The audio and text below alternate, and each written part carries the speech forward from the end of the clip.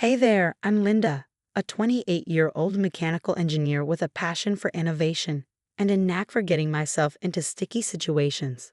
So there I was, standing in front of Tech and No's gleaming headquarters, clutching my offer letter like it was made of gold. This was it, my dream company, and I finally made it. Little did I know I was stepping into a nightmare. "You must be Isolda," a booming voice echoed behind me. I turned around to see Victor, my new boss, towering at 6 feet, radiating authority. "Welcome aboard. I expect great things from you." I beamed. "Thank you, sir. I won't let you down." The first few weeks were a dream. I was nailing my projects, impressing Victor at every turn. "Nice work on the prototype, Isolda," he said one day, actually smiling for once. "Keep this up and you'll go far." I practically floated home to my apartment, where my best friend and roommate Zoe was waiting.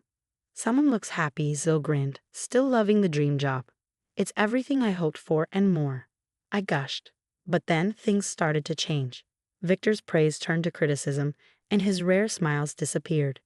"This design is subpar, Linda," he snapped one day, tossing my blueprints aside. "I expected better from you." I worked harder, stayed later, desperate to regain his approval. My coworker, Alex, noticed the toll it was taking on me. "You okay?" he asked one late night when I was still at my desk. "You've been here till midnight all week." I forced a smile, just trying to stay on top of things. Then there was Jasmine, always lurking, always competing. "Oh, Linda," she would say, her voice dripping with fake sympathy, "Victor rejected your design again. What a shame." I tried talking to Greg in HR about the pressure, but he just shrugged it off. "Victor's a perfectionist," he said. "That's why we're the best. You'll adjust." The only bright spot was Ethan from it. He'd stop by my desk with a sympathetic ear and cryptic warnings. "Be careful around Victor," he'd whisper. "He's not always what he seems." I brushed off his concerns, focusing on proving myself, until the day it all came crashing down. I was working on a crucial project, running on 3 hours of sleep and way too much coffee, when I made a mistake. A small calculation error. But in engineering, even small errors can be catastrophic. As I stared at my screen, my heart sank. Victor was going to kill me.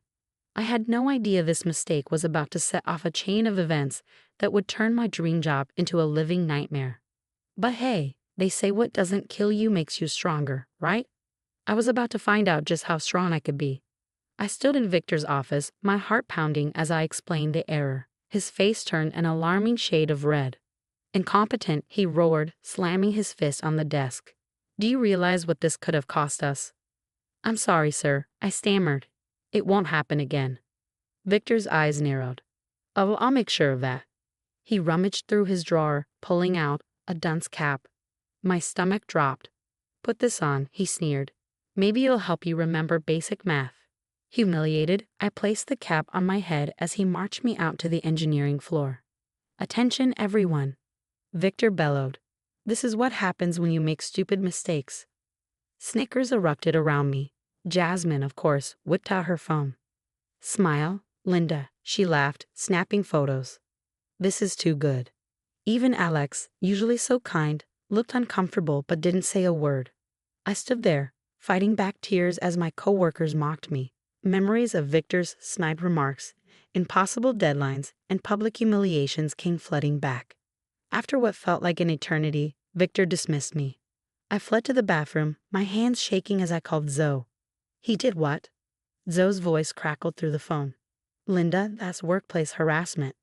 "I can't go back out there," I sobbed, recounting the humiliation. "You have to report him," Zoe urged. "This isn't okay." Summoning what little courage I had left, I went to HR. Greg listened to my story with a bored expression. "Victor's methods are unconventional," he shrugged. But Greg's response was dismissive. "Effective? Maybe. Just try not to make mistakes." Defeated, I returned to my desk, but things only got worse. Victor begins scrutinizing my every move, sabotaging my projects. "Redraw these blueprints," he demanded just hours before a deadline. "They're not up to par." Jasmine, of course, reveled in my downfall, constantly reminding me of the dunce cap incident. "Hey, Linda," she'd whisper, showing me the humiliating photos on her phone. "Wouldn't it be a shame if these leaked?" Even Alex's apology felt hollow. I'm sorry, I laughed, he said, avoiding eye contact. I didn't want to be next. I understood, but it still stung. Weeks passed, and I was at my breaking point. One night, alone in the office, I started packing up my desk. Maybe it was time to quit. As I reached for a photo frame, I knocked over a stack of files.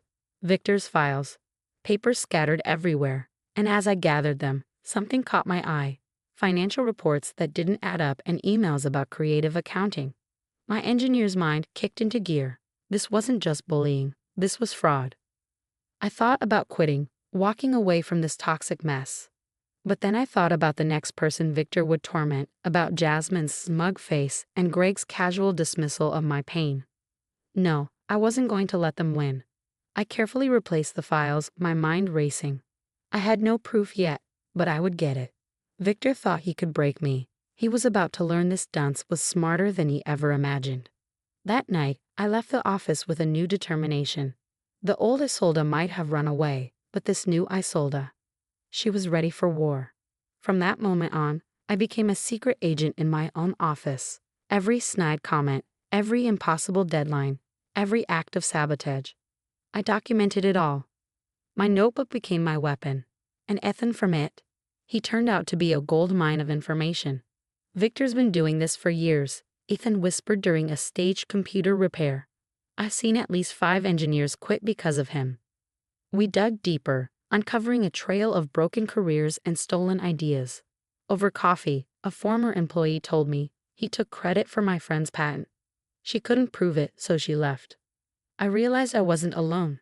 Other current and former engineers started reaching out, sharing their stories. Together, we formed a secret alliance determined to bring Victor down. The real smoking gun came when I stumbled upon undeniable evidence of fraud.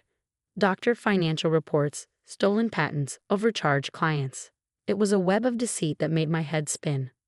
We need hard proof, I told my allies. Something he can't wiggle out of. That's when I hatched my plan. A fake, innovative design, too brilliant for Victor to resist. I worked nights and weekends, creating a revolutionary, completely bogus energy-saving device. When it was ready, I accidentally left the plans where Victor could find them.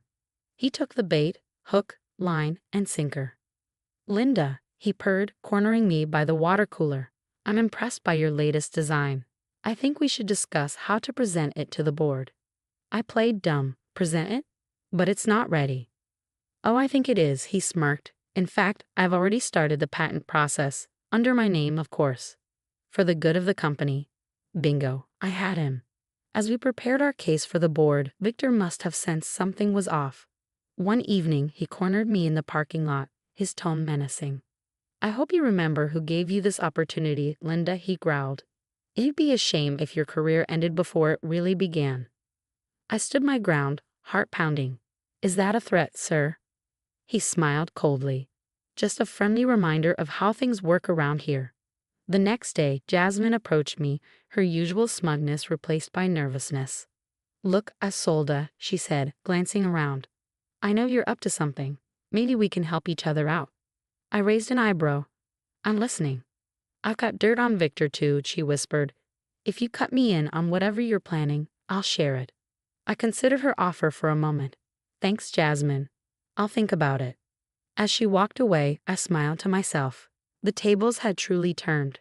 That night, I met with my allies one last time. We reviewed our evidence, practiced our presentations, and steeled ourselves for the confrontation to come. Are you ready for this? Ekin asked, concern in his eyes. I took a deep breath, thinking of all the humiliation, the stolen ideas, the careers Victor had derailed. More than ready, I said firmly. It's time Victor learned that karma's a real, well, you know. As we left the cafe, I felt a mix of excitement and fear.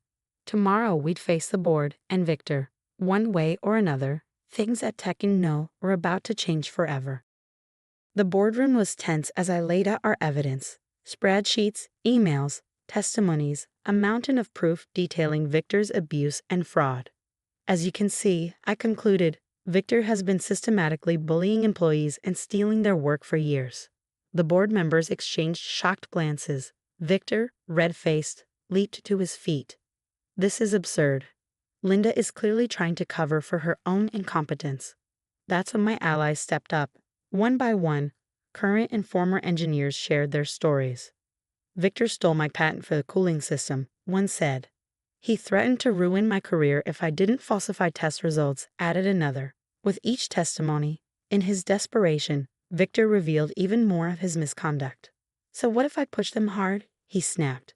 That's how you get results in this industry. The board chairman raised his hand, silencing the room. Victor, in light of these allegations, you're suspended pending a full investigation.